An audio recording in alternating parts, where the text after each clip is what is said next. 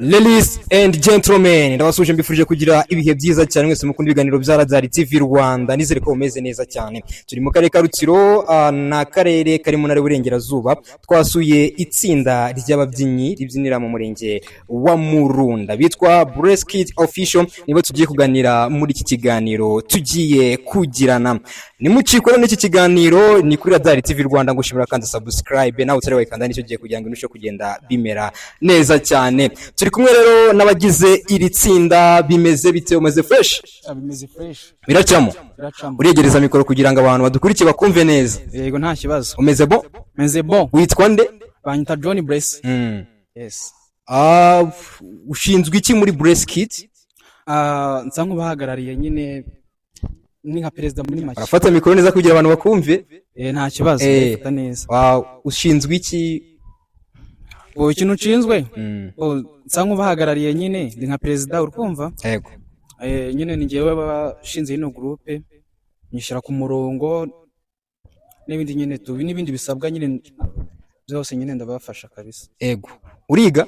Ndiga. Biga mu wakangaye ku kiye kigo? Niga senior 4 MPG kabiherereye kuri JS Kavumu. JS Kavumu. Yes. Ubwo ni mu karere ka Rutsiro? Ni mu karere ka Rutsiro. Umurenge? Umurenge ni Ruhango. Okay. Impano yo kubyina yaje ryari, watangiye kwiyumva mu ryari? Impano yo kubyina rero yaje guturuka kera, ariko nyine sinahita mbikora tu. Yaje guturuka kera nkajya numva indirimbo nkumva nabyina, ariko nyine nkabyina bisanzwe apana kujya kwiga. Nkabyina bisanzwe. Noneho twaje nyine naje kugera S3 mfunguza TikTok nkajya nkora ibintu bisanzwe, bino bifunguza gushyira amafoto cyangwa gukina comedy n'ibindi. Ariko nyine ngeze S4 nza kubitekerezaho neza, ndavuga ati uhashinga ka group ubundi kabyina.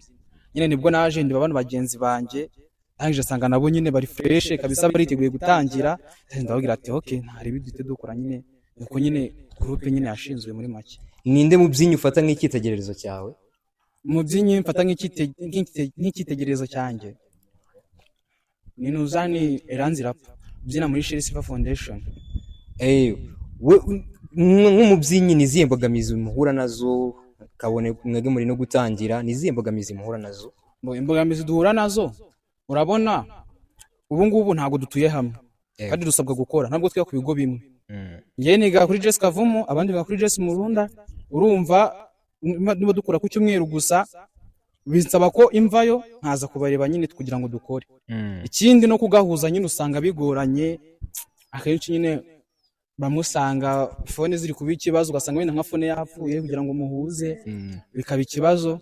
Ariko nyine ngo ndashyika byarakemutse. Izindi mbogamizi rero ayeje nyine tuza kugahuza nyine tukaza nko gukora, ugasanga wenda bamwe bari gutinda bitewe nyine no kugira connection nyine iri hasi. Nyine tuni imbogamizi nyinshi. Ikindi ni capital, igishoro nyine turacyari hasi nyine mu gishoro, ibikoresho n'abadusura imboga nkoranyambaga bajya babibona ukuntu bigaragara. Ni imbogamizi nyinshi ni imbogamizi nyinshi, ariko nyine umuntu agomba kubikora akamenya ko ejo hariho heza. Yego. Dusoza, uhuza gute kubyina no kwiga? Wari ubigarutseho, wo bihuza gute ku giti cyawe? Kuno mbihuza rero urabona nkura video ku cyumweru, twaje gukora nkanazicyura nkanaziditinga. Ukuntu bimeze ndatamvuye ku ishuri, wenda saa 2:00 igice byose mba nangije kubikora na video ndapostinga nabirangije, nangiza nkaba nshyize phone ku ruhande nyine nkajya kwiga. Bikaba byiza nyine, ni gutyo mbikora ubundi muri make. Yego. Ni ikihe kintu wasaba abantu bakurikirana ku mbuga nkoranyambaga zitandukanye? Abantu badukurikirana ku mbuga nkoranyambaga zitandukanye ndabasaba kuduha urukundo rwabo, bakamenya ko turi abantu bashaka kuzamuka kandi dufite impano, kandi dushimo tubaha tuzadukomeza tubyongera nyine mu buryo dukomeza dukora. Dufite icyerekezo gihambaye. Madu urukundo rwabo nibyo dushaka. Yego. Hari undi muntu wawe ukeneyeho support nawe bimubwire muri iki kiganiro? Njye abantu nkeneyeho support, n'abana kuko n'ubundi ndabankunda. Eranzi Rap muri Silver Foundation ndamukunda cyane. Abandi bantu nkunda ni Dani Dola, numva nyine nzahura nabo na Marina Muto. Abantu ushaka kuzahura nabo. Okay, urakoze cyane. Yego ntakoze. Asante. Kandi turi kumwe n'umukobwa mwiza cyane, watangira utwibwira. Nitwa nkaba ndi umubyinnyi muri Bless Kid Official. Wiga mu wakangahe? Niga senior 3. Kukiye kigo? Groupe scolaire Murunda Centre. Tado Padu. Okay. urareba muri kamera kujya bishoye kugenda bimera neza cyane. Wowe inzozi zo kubyina cyangwa se impano yo kubyina yaje ryari? Imana yanjye yo kubyina yaje kera ngitangira kujya ku ishuri, ubwo habaga nyine amarushanwa yo kubyina ama traditional dance, modern dance, nkabyina nyine muri ubundi natangiye mbyina traditional dance. Ubwo biragenda bikura, muri bigo byagendaga bitera imbere bakabyina na modern dance, ubwo nanjye nza kuyisangamo. Ubwo nyine Imana yagenda ikura gutyo, numva nyine ko nzabikora paka nyine nanjye mbyinye nkamera nka T Brown, kuko niwe role model wanjye. Yego, uvuze ku cyaro role model, n'ubundi icyo nagiye kukubaza, role model wawe ni T Brown? Undi wa kabiri Jojo Breeze. Wabo nibo ba role model bawe? Yes. Ni izihe ntego ufite mu bijyanye no kubyina? Ntego mfite mu bijyanye no kubyina, nshaka ko Breast Kids yacu yazagera kure, tukayabyinira abantu tukabashimira, nanjye nyine nkabiberamo icyamamare. Mbese njye nifuza ubundi kuzaba umuhanzi, umva rero bisaba kugenda uzamuka agace gake. Kuva mwatangira urugendo, abantu babatumiye kubabyinira mu bitaramo bitandukanye cyangwa ntabwo bari batangira kubatumira? Ntabwo bari batangira kudutumira. Ariko mufite icyizere? Icya mbere ni ugukora cyane. Ni izihe mbogamizi uhura nazo? Imbogamizi mpura nazo urebye ntazo, ngiye mu rugo baranshyigikira, ubonye ntazo, wenda usibye wenda rimwe na rimwe wenda umuntu abyuka atameze neza ntacyo cyambuza kubyina. Ni ikihe kintu wasaba abantu babakurikirana babakunda ndetse n'abatari batangira kubakunda? Ni igiki wabasaba? Abantu bataratangira kudukunda bagomba kudukunda byanga bikunze, kuko natwe ukuntu turi kuzamuka dushaka urukundo, kandi bajye urebye video wakore follow, wakore subscribe, kande ku gatima, ubundi ibintu bizagenda biza gahoro gahoro. Yego. Okay, asante sana, urakoze cyane. Yego. Turi kumwe kandi n'umuhungu meze neza cyane nawe ubyina muri iri tsinda, nawe yatangira twibwira.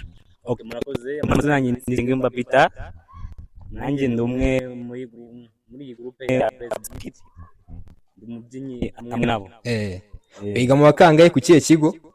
Niga S5, niga kuri GS Murunda ndani hano ruguru.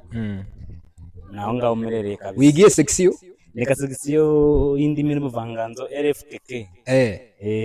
Uhuza gute kubyina no kwiga? Kubyina no kwiga? Nne mfite time mpa kwiga, njya na time mpa kubyina, nko muri kende niho nibanda mu kubyina. Kwiga naho nyine biza mu yindi minsi isanzwe, ntabwo nabitererana n'ibya mbere kabisa. Watangiye kubyina muri Breast Kids ryari? Breast Kids urebye twaratangiranye, ntabwo naje nyuma, twatangiranye natangiranye nabo kabisa. Umaze igihe kingana iki? Umaze igihe kingana iki? Mutangiye uyu mushinga wo kubyina? Urebye ntabwo ari kirekire, maze wenda amezi ntatangiye, ariko ndasaba ngo abantu bakurikira bakomeze badukunde, tuzabatamira ibintu bya danje kabisa. Role model wawe muri ibintu byo kubyina ninde? Role model wanjye n'ubundi nanjye urebye ni T Brown na DJ Benda, n'abari muri Breast Kids naho ubonye amahirwe yo kubona nimero ya DJ Benda, ubonye amahirwe yo kuvugana na DJ Benda, ni iki wamusaba? Nahita musaba twahura tugakora basi challenge, yawana for nanjye nakambona abantu bakankunda. T Brown yasohoye indirimbo, wayibonye? Yasohoye none? Oya, yasohoye muri iyi minsi. T Brown njya mbona challenge z'amafoto n'ibendera ry'u Rwanda. Iyo ndirimbo rero uze kuyishaka uyikorere challenge, turaza kuyimushyikiriza. Yes, okay. Imbogamizi wazivuze, icyo wasaba wakivuze, ubwo turagushimiye niba nta kindi warenza. Okay, merci. Okay. Turi kumwe kandi n'umukobwa n'ubundi ubyina muri iri tsinda, nawe yatangira twibwira.